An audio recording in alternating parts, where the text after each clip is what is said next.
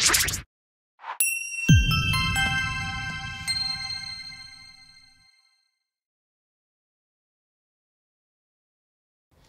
Kuiperian, saya Nabila, tutor IPA Fisika kalian. Di video kali ini kita akan membahas mengenai induksi elektromagnetik. Apakah itu induksi elektromagnetik? Jadi di video sebelumnya kita telah mempelajari penelitian Ørsted. Ørsted berhasil membuktikan bahwa kawat berarus listrik dapat menghasilkan medan magnet. Nah, mulai dari penelitian Ørsted ini, para ahli fisika pada zaman dahulu mulai mencari efek kebalikannya. Jadi, apakah medan magnet juga dapat menghasilkan arus listrik? Nah, pertanyaan ini dapat dijawab oleh seorang ahli fisika berkebangsaan Inggris bernama Michael Faraday. Faraday berhasil membuktikan bahwa perubahan medan magnet di dalam kumparan dapat menghasilkan arus listrik. Nah, ini adalah ilustrasi dari percobaan Michael Faraday. Nah, pada percobaan Michael Faraday, Faraday menggunakan magnet tetap dan juga kawat penghantar kumparan yang ujung-ujungnya dihubungkan ke galvanometer. Ini adalah galvanometer. Galvanometer merupakan alat yang digunakan untuk mengetahui ada atau tidaknya arus listrik di dalam kumparan. Jadi jika galvanometer tidak menyimpang atau berada pada posisi 0 seperti ini, maka arus listrik tidak ada pada kumparan. Kemudian jika menyimpang seperti ini dan seperti ini menyimpang, menandakan bahwa pada kumparan terdapat arus listrik. Pada gambar yang pertama, tidak ada magnet di dekat kumparan, dan hal ini menyebabkan bahwa tidak adanya arus listrik yang mengalir pada kumparan. Kemudian pada gambar kedua, ada magnet yang bergerak masuk ke dalam kumparan, dan ini menyebabkan ada arus listrik yang mengalir. Jarum galvanometer menyimpang ke kanan, menandakan adanya arus listrik. Kemudian pada gambar yang ketiga, magnet tidak bergerak, jadi dibiarkan di dalam kumparan. Dan ini menyebabkan tidak adanya arus listrik yang mengalir. Kemudian pada gambar yang terakhir, magnet digerakkan keluar kumparan, dan hal itu menyebabkan adanya arus listrik yang mengalir. Jarum galvanometer menyimpang ke kiri. Namun, karena menyimpang ke kiri menandakan bahwa arah arusnya berbeda saat magnet bergerak masuk ke dalam kumparan.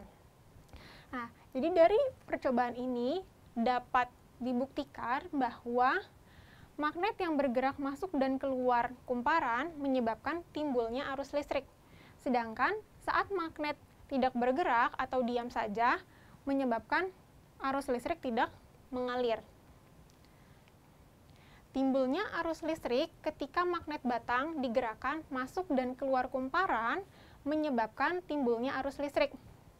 Hal itu dikarenakan adanya perubahan medan magnet atau perubahan jumlah garis-garis gaya magnet atau flux magnet di dalam kumparan. Maksudnya apa? Jadi, saat magnet kita gerakan keluar dari kumparan ini, maka garis-garis gaya magnet di dalam kumparan akan sedikit karena magnetnya digerakkan ke luar. Sedangkan ketika magnet digerakkan masuk ke dalam kumparan, maka jumlah garis-garis gaya magnetnya akan banyak di dalam kumparan.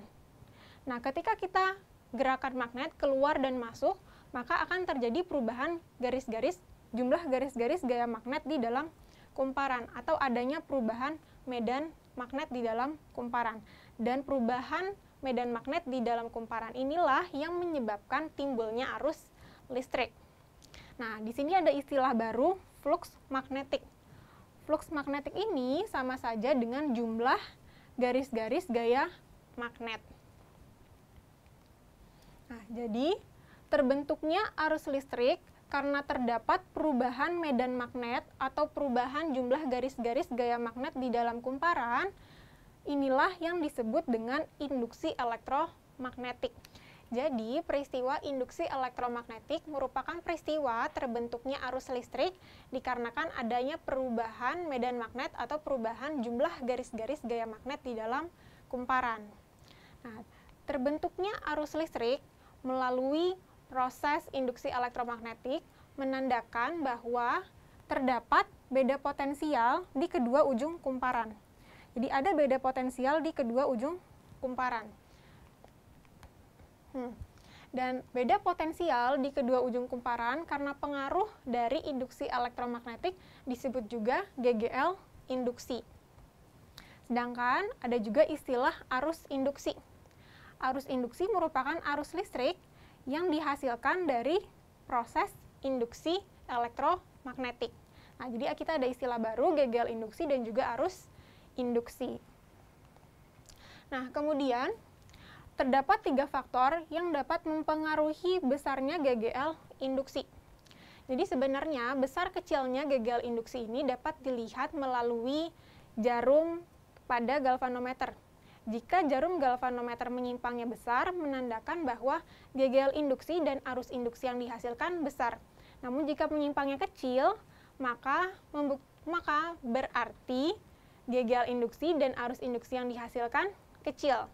Nah, ini ada 3 faktornya yang dapat mempengaruhi besar kecilnya GGL induksi itu. Yang pertama adalah kecepatan gerakan magnet. Semakin cepat magnet digerakkan keluar dan masuk kumparan, maka akan semakin cepat pula perubahan medan magnet di dalam kumparan. Dan hal itu menyebabkan GGL induksi yang dihasilkan menjadi besar. Dan begitu juga sebaliknya, jika kita lambat menggerakkan magnet keluar dan masuk kumparan, maka perubahan medan magnet di dalam kumparan juga akan lambat. Dan hal itu menyebabkan GGL induksi yang dihasilkan menjadi kecil. Jadi untuk menghasilkan GGL induksi yang besar, kita harus cepat menggerakkan magnet itu keluar dan masuk kumparan. Kemudian cara yang kedua adalah, atau faktor yang kedua adalah jumlah lilitan kumparan. Jadi jika kita ingin menghasilkan GGL induksi yang besar, maka kita harus menggunakan jumlah lilitan kumparan yang banyak. Jadi semakin banyak jumlah lilitan kumparan, maka akan semakin besar GGL induksi yang dihasilkan. Kemudian faktor ketiga adalah kuat medan magnet. Jadi semakin kuat gejala kemagnetannya, maka akan semakin besar pula GGL induksi yang dihasilkan. Nah, untuk memperbesar GGL induksi yang dihasilkan, kita dapat meletakkan inti besi lunak di dalam kumparan. Nah, selain cara menggerak-gerakan magnet keluar masuk kumparan, ada 3 cara lain juga untuk menghasilkan GGL induksi. Cara yang pertama adalah memutar-mutar magnet batang di dekat kumparan atau memutar-mutar kumparannya di dekat magnet batang. Jadi dengan kita memutar-mutar magnet batang di dekat kumparan, maka jumlah garis-garis gaya magnet yang masuk ke dalam kumparan juga akan berubah. Dan perubahan jumlah garis-garis gaya magnet di dalam kumparan tersebut menyebabkan timbulnya GGL induksi. Atau dengan memutar-mutarkan kumparannya, dapat juga dilakukan untuk menghasilkan GGL induksi. Cara kedua adalah dengan memutus-mutus arus listrik kumparan primer yang di dekatnya terdapat kumparan sekunder. Jadi misalkan kita punya, ini adalah kumparan primer. Ini adalah kumparan primer. Kumparan primer ini dihubungkan ke tegangan. Ini adalah tegangannya, sumber tegangan. Sumber tegangan. Kemudian di dekat kumparan primer ini terdapat kumparan sekunder. Ini kita hubungkan dengan galvanometer misalnya. Ini adalah galvanometer. Ini adalah kumparan sekunder. Kumparan sekunder.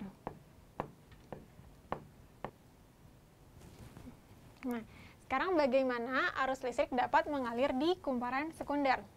Jadi dari penelitian Ørsted kita tahu bahwa arus listrik yang mengalir di dalam kumparan akan menyebabkan terbentuknya medan magnet. Dan jika kita menyala-matikan sumber tegangan ini, maka tentunya akan ada perubahan medan magnet. Nah, jadi medan magnet kita tahu digambarkan dengan garis-garis gaya magnet. Jadi dari kumparan primer ini, maka dia akan menghasilkan garis-garis gaya magnet ketika arus mengalir. Kemudian, ketika arus atau sumber tegangannya kita off-kan, maka garis-garis gaya magnet ini tidak ada lagi. Dan hal itu menyebabkan adanya perubahan medan magnet di kumparan sekunder. Perubahan medan magnet di kumparan sekunder menyebabkan adanya arus listrik yang mengalir pada kumparan sekunder, sehingga galvanonya akan menyimpang.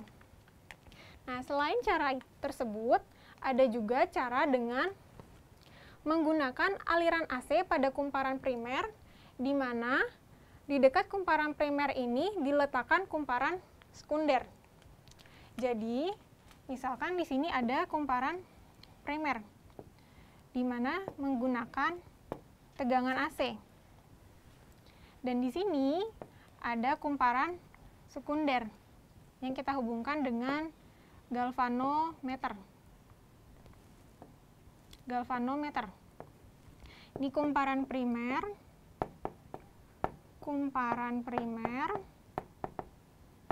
dan yang ini adalah kumparan sekunder. Nah, ini adalah tegangan AC dan ini galvanometer. Kita tahu bahwa tegangan AC menghasilkan arus listrik bolak-balik. Ini mungkin awalnya di sini, kemudian arus listriknya jadi di sini, bolak-balik terus, kanan kiri kanan kiri.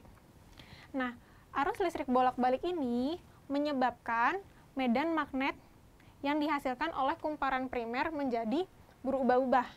Dan hal itu menyebabkan kumparan sekunder menerima medan magnet yang dihasilkan kumparan primer ini juga berubah-ubah. Nah, hal itu menyebabkan arus listrik terbentuk di kumparan sekunder.